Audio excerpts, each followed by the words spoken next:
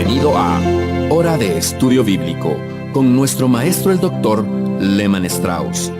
Este estudio es el resultado del tiempo personal con el Señor, el ministerio pastoral y la experiencia en conferencias bíblicas del Dr. Lehman Strauss. Él nos instruye y alienta con la enseñanza de la palabra de Dios. Ahora, el Dr. Strauss. Muchas gracias. Tome su Biblia, por favor, y ábrala en Génesis capítulo 3. Estamos considerando y estudiando lo que para mí es uno de los capítulos más importantes de la Biblia. Capítulo que responde a nuestro interrogante: ¿qué está mal en esta sociedad? ¿Por qué es que la gente no se comporta como debería? Este es un gran capítulo de la Escritura. Aquí encontramos la verdad en cuanto a la condición del hombre. Ahora, esto va en contra de la enseñanza popular, la cual nos dice que el hombre va avanzando. Los evolucionistas han enseñado por años que el hombre va en ascenso, va mejorando cada día más. Bueno, debemos admitir que hemos avanzado en el campo científico, electrónico, intelectual, agropecuario, industrial, pero moralmente y espiritualmente el hombre está descendiendo aún ahora, se va degradando. Se da cuenta, el hombre es una criatura que ha sufrido una caída devastadora. Su naturaleza básica no es buena, es mala, es pecaminosa, y el hombre en su totalidad ha sido desorientado por el pecado. Y eso lo estamos considerando en Génesis capítulo 3. Mi amigo, si usted quiere saber la verdad en cuanto a usted mismo y en cuanto a la humanidad toda y a las condiciones en las que vivimos en la actualidad, bueno, aquí en el capítulo 3 de Génesis encontrará las respuestas. El diablo en aquella oportunidad vino a Eva, se acercó a ella en 3 maneras. Y Eva cometió un error. Su gran error fue, en principio, prestarle atención al diablo. Y su primer error fue permitir que Satanás capturara su oído. Ella escuchó lo que él tenía que decirle. Yo no escucho lo que los ateos intentan enseñarme. ¿Para qué escucharlos? Dios tiene algo mucho más importante que decir. Y Eva permitió que Satanás captara sus oídos. Luego permitió Eva que Satanás capturara sus ojos, porque le dijo: mira el buen fruto del árbol. Se ve agradable, ¿no? Y claro que se veía agradable. Y finalmente Eva permitió que el diablo captara su voluntad. Ahora, mi amigo, usted tiene que tener cuidado con lo que escucha. Vamos a tener que tener cuidado con lo que miramos. Y también vamos a tener que tener cuidado y entregarle nuestra voluntad a la palabra de Dios y no a la palabra de Satanás. Ahora, ¿por qué las personas entregan su voluntad a la voluntad del enemigo en vez de entregar su voluntad a la voluntad de Dios? Bueno, han estado escuchando a la persona equivocada, han estado mirando los programas de televisión equivocados, han visto y escuchado cosas a las que no deberían haber prestado atención. Así que tome cuidado, mi amigo. Aún hoy el diablo hace lo mismo con los cristianos. Los prepara, los seduce para poder capturar su voluntad. Y les digo, no solo eso es una realidad en la vida de los incrédulos, también se aplica a la vida de los creyentes. Es impresionante cómo muchas personas que dicen ser creyentes viven en desobediencia a la palabra de Dios. Hace pocos días terminó una serie de estudios, una serie de reuniones en una iglesia en la cual un joven va a divorciarse de su esposa. Este muchacho dice ser cristiano, tiene una buena esposa. Él admite que ella ha sido fiel y que su relación fue siempre buena en todo sentido. Tienen 2 hijos hermosos, pero se da cuenta, él ha estado escuchando lo que no debería haber escuchado. Escuchó a una joven, más joven que él, más joven que su esposa. Esa muchacha le infló el ego y le ha dicho cuán grande es él. Y ese muchacho ha estado escuchando y mirando a esa joven. Y el demonio mismo lo puso en una posición en la cual él rindió su voluntad al pecado. Ahora, yo no sé si este hombre es salvo o no. Él dice serlo. Pero se da cuenta, mi amigo, decir que uno es salvo no lo hace salvo de verdad. Usted y yo podemos decir que somos creyentes, pero el simple hecho de decirlo no nos hace creyentes. Y además entienda, el creyente también está sujeto a tentación. Es muy importante a quién escuchamos, o mejor dicho, a quién decidimos escuchar y qué decisiones luego tomamos. Entonces, en Génesis capítulo 3, versículos 1 al 6, encontramos la caída del hombre. ¿Cómo sucedió? Bueno, el diablo entró en la escena. Primero cuestionó la autoridad y la autoría de la palabra de Dios. Luego desafió la exactitud de la palabra de Dios. Y después cuestionó, apelando a las emociones de Eva, cuán aceptable es la palabra de Dios. Él le dijo, no, que Dios te prohíba ese fruto, eso no es aceptable para el razonamiento humano. Come del fruto, disfruta un poco, serás como Dios, sabrás el bien y el mal. Bueno, eso es exactamente lo que sucedió. Y avanzando llegamos hoy en este programa a los resultados de la caída, a partir de versículo 7 allí en Génesis 3. Y mis amigos, los resultados de la caída del hombre son horribles. Aquí los tenemos, capítulo 3, versículo 7 en adelante. La Biblia dice que después que Adán y Eva comieron del fruto prohibido, dice, fueron abiertos los ojos de ambos y conocieron que estaban desnudos. Entonces cosieron hojas de higuera y se hicieron delantales. Ahora, el diablo les había dicho que cuando comieran del fruto, sus ojos se abrirían. Lo dijo en el versículo 5, ¿lo ve? Él dijo así, sabe Dios que el día que comáis de él, serán abiertos vuestros ojos, seréis como Dios, sabiendo el bien y el mal. Él les dijo, se les abrirán los ojos. Ustedes no han visto nada aún. Y ellos siguieron la guía de Satanás y sus ojos fueron abiertos. Fue un cumplimiento, pero fue una burla. Esa no fue una apertura de sus ojos físicos, sino de los ojos de sus mentes. Satanás les había dicho en versículo 5, serán abiertos vuestros ojos, seréis como Dios. Ellos comieron del fruto prohibido, sus ojos se abrieron, y ahora comenzaban a conocer el bien y el mal por experiencia propia. Pero qué experiencia más costosa. Ellos pensaron que iban a ganar algo al comer el fruto. Pensaron que cuando sus ojos se abriesen ya no necesitarían más a Dios para sus vidas, pero en vez de eso lo perdieron todo. Los beneficios que habían anticipado resultaron ser una maldición. Los ojos de sus mentes se abrieron, ya no eran más inocentes. Estaban experimentando las consecuencias del mal, del pecado. Aquí tenemos desde este versículo en adelante la introducción a lo que yo creo es la enseñanza en cuanto a la conciencia. Ahora, no he enseñado mucho en cuanto a la conciencia, pero creo que está aquí en capítulo 3, versículos 8 y 9. La palabra conciencia está conformada por dos palabras. El prefijo latín con, palabra con el mismo significado en castellano, y ciencia, que como la misma palabra lo indica, implica conocimiento. Ahora, sus ojos estaban abiertos y tenían conocimiento, y es un conocimiento que los afectó y los afligió. Si usted se fija con cuidado, entenderá que ellos se lamentan de haber aprendido la lección por medio de la experiencia. Se lamentan de haber llegado a esa experiencia y a ese resultado. Fueron engañados por Satanás. Satanás les sembró la duda, negó luego la palabra de Dios, los engañó al decirles que serían como Dios, sabiendo el bien y el mal. Ellos hicieron lo que el diablo les dijo, y el diablo tuvo éxito allí.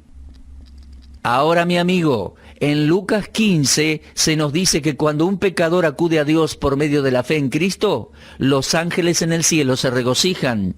Sí, es verdad que se regocijan. Entonces tengo el presentimiento que los demonios se regocijan cada vez que Satanás atrapa a un pecador. Y creo que cuando Satanás triunfó sobre Eva, los demonios se regocijaron. Ahora, ¿qué hicieron Adán y Eva inmediatamente? Bueno, la Escritura dice que ellos cosieron hojas de higuera y se hicieron delantales. Ahora, usted verá que en el versículo 7 dice que estaban desnudos. Estaban desnudos.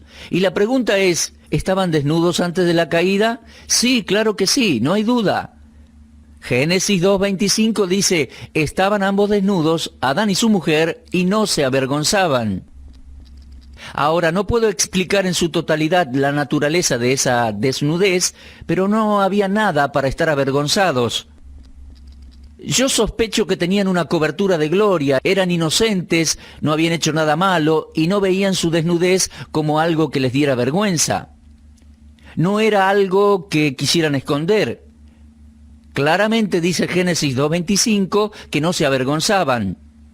Sin embargo, al llegar a Génesis 3 y versículo 7 leemos, entonces fueron abiertos los ojos de ambos y conocieron que estaban desnudos. Entonces cosieron hojas de higuera y se hicieron delantales. ¿Qué pasó allí? Sus conciencias comenzaron a sentir algo. El diablo dijo, coman del fruto prohibido, sus ojos se abrirán. Y sus ojos se abrieron. Inmediatamente sus conciencias les inquietó y comenzaron a cubrir su desnudez. ¿Por qué? Porque la vergüenza se les apegó después de haber pecado. No tenían vergüenza antes de la caída, antes de su acto de desobediencia, y no tenían por qué avergonzarse porque eran inocentes. Los bebés no se avergüenzan de su desnudez. La madre que le cambia los pañales al hijo y lo limpia, sabe muy bien que hay inocencia en ese infante. Y creo que la misma inocencia tenían Adán y Eva antes de pecar. Pero ahora sus ojos habían sido abiertos y la conciencia comenzaba a martillar. Ellos ahora saben. El diablo les habría dicho, sabrán el bien y el mal. Y ahora lo habían experimentado con una experiencia muy amarga. Lo primero que ellos hicieron fue intentar esconder esa desnudez. Cosieron delantales de hojas de higuera. Ahora, eso no era muy inteligente. Creo que esas hojas de higuera representan al fin y al cabo el intento del hombre de cubrir su pecado.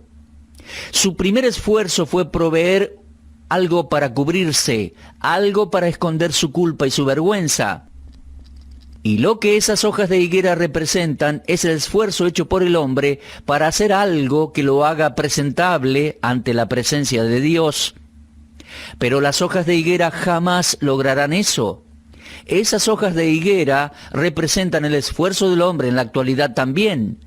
Es impresionante ver cómo cuando hay un sentir de pecado en la vida de algunas personas, tratan de ocultar sus pecados por medio de actividades religiosas. Conozco personas que cuando están preocupadas por la salud o la muerte de un familiar, comienzan a ir a la iglesia. No buscan la salvación de sus vidas, no están admitiendo sus pecados, pero piensan que por ir a la iglesia sus necesidades van a ser suplidas, la culpa se va a esfumar. Es que sus conciencias les molestan.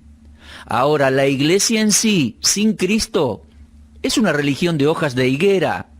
Usted puede pasar todos los domingos de su vida en la iglesia, cual sea, y terminar en el infierno. Sí, mi amigo, es posible.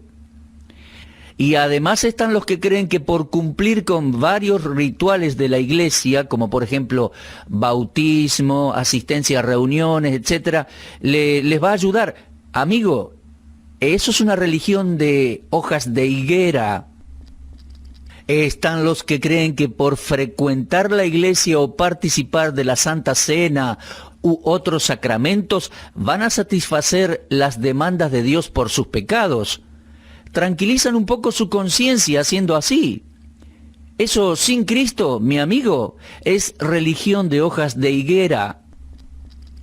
También algunos tratan de calmar su conciencia por medio de dar sumas de dinero para una buena causa. Puede ser que sea un esfuerzo filantrópico o para el beneficio de los niños o algún orfanatorio. La gente da mucho dinero a los huérfanos, pero no darían ni un centavo para la salvación de almas. Pero dan para los huérfanos, se sienten mejor. Bueno es dar dinero a los huérfanos y pobres, pero es incorrecto tratando de tranquilizar sus conciencias y pensando que Dios los va a mirar favorablemente a causa de eso. Mis amigos, eso es una religión de hojas de higuera. El texto dice, entonces fueron abiertos los ojos de ambos y conocieron que estaban desnudos. Entonces cosieron hojas de higuera y se hicieron delantales. Ahora, tanto usted como yo sabemos que esas hojas de higuera se secarían y se desintegrarían, y no proveerían ninguna cobertura para su desnudez al fin y al cabo, no ocultarían su vergüenza y su pecado. ¿Sabe una cosa? Me pregunto si alguna vez pensó en el hecho de que el único árbol que nuestro Señor maldijo en la Biblia fue una higuera. En el Evangelio de Marcos hay una historia de mucho interés que siempre me llamó la atención. El Señor Jesús y sus discípulos estaban entrando a una aldea y en la entrada había una higuera con hojas, pero sin fruto. Ahora, cuando uno ve una higuera con hojas, es porque tiene fruto. Puede que esos frutos no sean comestibles al principio, pero la evidencia del higo tiene que estar allí. Lehmann Strauss tiene una higuera en su casa y cuando esas hojas aparecen, siempre se encuentra detrás de ellas los primeros higos, bien pequeños. Pero aquí tenemos una higuera que tenía hojas sin fruto. En otras palabras, exteriormente la evidencia era que el árbol estaba saludable, pero no tenía fruto. ¿Sabe una cosa? El Señor Jesús maldijo esa higuera, ya que la apariencia de sus hojas indicaba que tendría que haber fruto, pero no lo había, así que Él la maldijo. Ahora, ¿no es interesante que fue de una higuera que Adán y Eva sacaron hojas para cubrir su vergüenza y pecado? Pero no les alcanzó. Ellos estaban intentando esconderse de Dios. Su conciencia les molestaba. Y oyeron la voz de Jehová Dios que se paseaba en el huerto al aire del día. Y el hombre y su mujer se escondieron de la presencia de Jehová Dios entre los árboles del huerto. Mis amigos, Adán y Eva ya no estaban buscando a Dios, se estaban escondiendo de Él. Es interesante ver cómo la gente busca esconderse de Dios. Tratan de esconderse por medio de la actividad religiosa. Personas que no son salvas y que van a una iglesia y se están escondiendo de Dios. No están buscando la salvación. No admiten que son pecadores. No acuden a Dios diciendo, aquí estoy con mi pecado, esta es mi vergüenza. Aquí estoy en mi desnudez digna de juicio. Ayúdame, Dios, sálvame. No, están tratando de ofrecerle algo a Dios. Se esconden de Dios tras la religión. Multitudes hacen eso en la actualidad. ¿Y usted, mi amigo? En términos generales, el hombre no busca a Dios. Si el hombre estuviera ascendiendo constantemente, ya habría encontrado a Dios hace rato. Pero, mi amigo, el hombre ha sido engañado por Satanás. Ha seguido la guía de Satanás en vez del mandamiento de Dios. Ahora bien, vamos a leer allí Génesis 3, 8 y 9. Dice, oyeron la voz de Jehová Dios que se paseaba en el huerto al aire del día. Y el hombre y su mujer se escondieron de la presencia de Jehová Dios entre los árboles del huerto. Mas Jehová Dios llamó al hombre y le dijo, ¿dónde estás tú?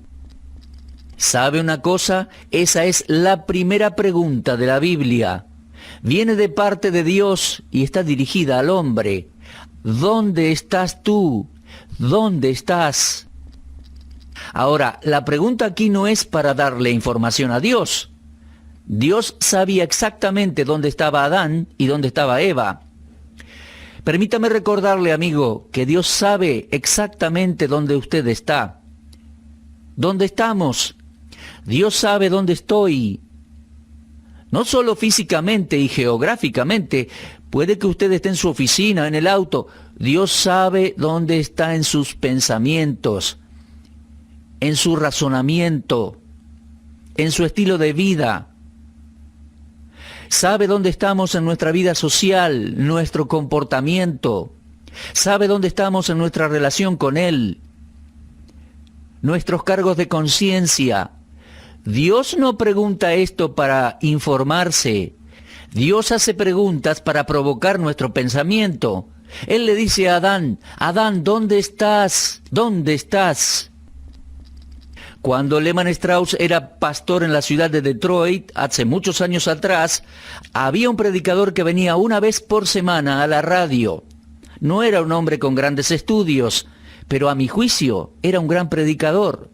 Él siempre comenzaba sus sermones con un pensamiento filosófico, y a partir de ese pensamiento enseñaba la Biblia. Yo disfrutaba mucho escuchándolo. Él grabó una serie de sermones titulada Las más grandes preguntas de la Biblia. ¿Y sabe qué? Comenzó con la primera. Adán, ¿dónde estás tú? Él dijo, mi sermón tiene 3 partes. Primero, todo hombre está en algún lugar. Segundo, algunos de ustedes están a donde no deberían estar. Y el tercer punto será, si no cambias de lugar, te diriges hacia donde no quisieras nunca jamás ir. Ahora, eso no tiene sentido para algunas personas, pero piénselo. Ese predicador elaboró esos puntos y dio una gran predicación. Cada hombre está en algún lugar. Algunos de ustedes están donde no deberían estar. Y si no cambias de lugar, te diriges hacia donde no quieres ir. ¿Dónde estás tú? ¿Dónde estás tú? Dios le dijo en aquel entonces a Adán, Adán, ¿dónde estás tú? Dios sabía dónde estaba. Pero Dios estaba tratando de despertar en Adán el sentido de su necesidad. Y la misma pregunta proviene de Dios, mi amigo, para usted y para mí en este día. Él dice, ¿dónde estás tú? ¿Dónde quedó o está tu relación conmigo? ¿Sabe, mi amigo? Tal vez usted diga, yo soy miembro de una iglesia. Entonces Dios dice, ¿dónde está tu relación conmigo? Te escondes de mí. Seamos honestos, mi amigo, usted no ha estado abierto, no ha confesado su pecado ante Dios, no ha buscado su gracia y su salvación de Dios. Me parece que usted tal vez se esconde en su autojustificación, detrás de actividades religiosas, una tradición, detrás de dar dinero. Pero ¿a dónde está su relación con Dios? Dios sabe dónde está usted, pero quiere despertarlo para que vea a dónde está en relación con Él. El texto en Génesis dice, mas Jehová Dios llamó al hombre. Le dijo, ¿dónde estás tú? Y él respondió, oí tu voz en el huerto y tuve miedo, porque estaba desnudo y me escondí. Ahora, Adán llega al punto de decir la verdad y sentirse preocupado. Mi amigo, Adán ya no pudo esconderse de Dios. La verdad salió a relucir. Era tarde, muy tarde en un sentido para muchas cosas, porque se debe pagar la penalidad del pecado. Adán le respondió a Dios, oí tu voz en el huerto y tuve miedo porque estaba desnudo y me escondí. Una persona que está en buena relación con Dios no necesita temerle a Dios. Sí teme a Dios en el sentido reverente, un temor reverente por quién es Dios, pero no debe tener miedo a Dios en el sentido del juicio de Dios. Es el pecador el que no está bien con Dios, el que huye de Dios, que se esconde de Dios. Y cuando es arrinconado, tiene que admitir, tuve miedo, me estuve escondiendo, veo la desnudez de mi ser, mi pecado y mi vergüenza. Entonces vemos que Dios tuvo que buscar a Adán. Mi amigo, desde ese entonces, Dios está buscando a los pecadores. Aunque el hombre no busca a Dios, Dios está buscando a pecadores. Le busca a usted, a mí. En Lucas 19:10 leemos así: el Hijo del Hombre, el Señor Jesucristo, vino a buscar y a salvar lo que se había perdido. Nosotros, los creyentes, debemos buscar a Dios también, buscar su voluntad, seguir su enseñanza, la enseñanza de su palabra escrita. Pero mi amigo, Dios ha estado buscando pecadores, y es por eso que el Señor Jesucristo vino al mundo. En Mateo 20:28, el Señor Jesucristo dijo así: el Hijo del Hombre no vino para ser servido, sino para servir y para dar su vida en rescate por muchos. Dios lo está buscando, amigo. Si usted nunca ha nacido de nuevo, si nunca confió en Cristo como su Salvador, Dios viene a usted hoy mismo, le dice: ¿dónde estás? Él sabe dónde se encuentra, pero todo lo que Él quiere es que usted y yo seamos honestos y confesemos. Dígale a Dios: mi amigo, tuve miedo y me escondí.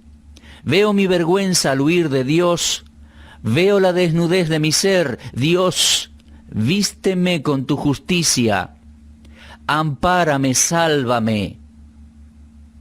Mi amigo, si usted nunca ha confiado en Cristo como Salvador, ahora hágalo, por favor. Acuda al Salvador hoy. Dígale: Dios, reconozco que soy un pecador perdido. Quiero que el Señor Jesucristo sea mi Salvador desde ahora y para siempre. Dios lo ama, lo busca, mi amigo. El buen pastor, el Señor Jesucristo, lo busca para salvarle. No menosprecie el inmenso amor de Dios. Solo el Creador nos pudo venir a buscar y a salvar. Gloria sea a nuestro Dios. Muy bien, Dios mediante, vamos a continuar nuestro estudio en Génesis capítulo 3 en nuestro próximo programa. Como siempre, le recomiendo, léalo en casa, repase la lectura del capítulo 3 de Génesis y piense, medite. Nos volvemos a encontrar si Dios quiere. Dios les bendiga ricamente. Usted estuvo escuchando Hora de Estudio Bíblico con el maestro el doctor Lehmann Strauss. Si desea escuchar una vez más este mensaje, visite nuestra página en la internet www.bbnradio.org. Le dejamos la invitación para que el día de mañana nos acompañe aquí, en este mismo horario y punto del dial. Hora de Estudio Bíblico es una producción de BBN.